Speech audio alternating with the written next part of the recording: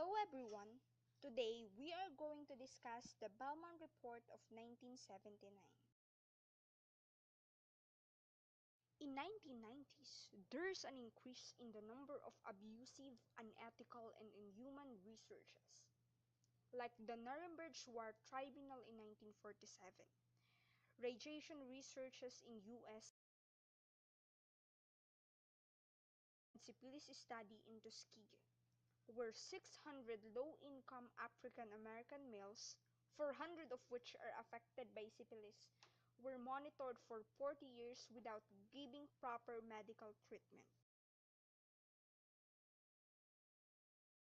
Due to the publicity from the syphilis study, the National Research Act of 1974 was passed.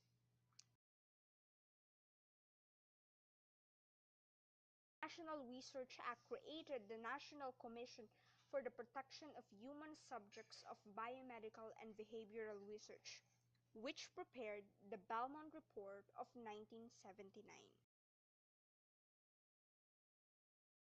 Belmont Report of 1979 is subdivided into three discussion topics, namely boundaries between practice and research, basic ethical principles, and applications. Practice refers to the interventions that are designed solely to enhance the well-being of an individual, while research is designated to test the hypothesis and contribute to the existing body of knowledge. There are three basic ethical principles discussed in the said report, namely respect for persons, beneficence, and justice. Respect for persons incorporates two ethical convictions. First, that individuals should be treated as autonomous agents, meaning they are free to decide for himself without influences of others. And second, individuals with diminished autonomy, like children, elderly, prisoners, differently abled, sick, women, are entitled to protections. Beneficence, on the other hand, is governed by two rules. First, do not harm, and second, maximize possible benefits and minimize potential harms.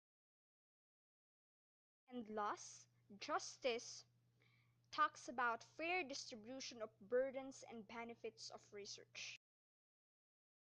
Consideration of three general principles in the conduct of research led to the consideration of informed consent process, risk or benefits assessment, and selection of research participants.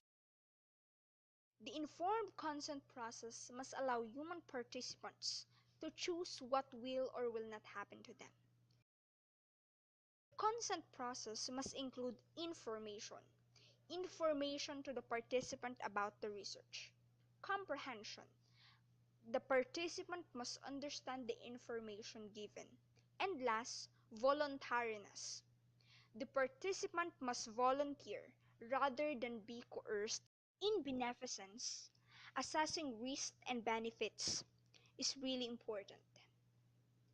It means that the researcher needs to assemble all data that explains why the research will obtain the benefits that are sought by the research project. And lastly, there must be fair procedures and outcomes in the selection of research participants.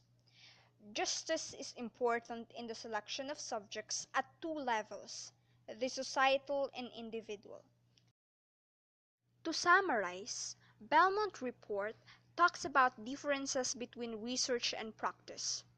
Three basic ethical principles: respect for persons, beneficence, and justice, and their corresponding applications: informed consent process, risk or benefits assessment, and selection of research participants.